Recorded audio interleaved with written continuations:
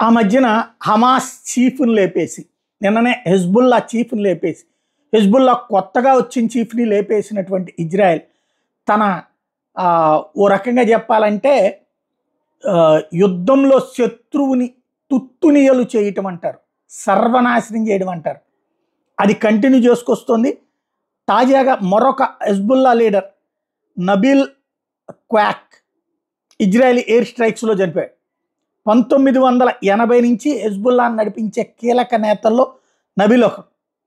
అదే సందర్భంలో ఓ పక్కన ప్రపంచవ్యాప్తంగా ఈ హెజ్బుల్లా చీఫ్ని నస్రుల్లాను లేపేసిన దానికి వ్యతిరేకంగా ఉద్యమాలు ఇంక్లూడింగ్ మన కాశ్మీర్లో కూడా జరుగుతున్నాయి. అయినా అక్కడేమి ఇజ్రాయెల్ ఏం పట్టించుకునేందుకు సిద్ధంగా లేదు. ఏదైతే లెబనాన్ నుంచి తమని దెబ్బతీస్తామని ఇరాన్ చెప్పిన అరగంట నుంచి ప్రారంభమైనటువంటి అటాక్స్ అన్నటువంటిది హెజ్బుల్లా వాళ్ళు ఏదైతే మీ అంతు చూస్తాము అని ప్రకటించారు, రేపు చేయబోతున్నామని ప్రకటించారు. ఈ లోపుగా హెజ్బుల్లాకి సంబంధించినటువంటి వాటిని వెంటాడి వేటాడుతున్నటువంటి పరిస్థితి. ఇదే సందర్భంలో ఇటలీ ప్రధానమంత్రి జార్జియా మెలోని ఇప్పుడు ఇజ్రాయెల్ ప్రధానమంత్రికి సంపూర్ణ మద్దతు ప్రకటించడం మరొక కీలక అంశం.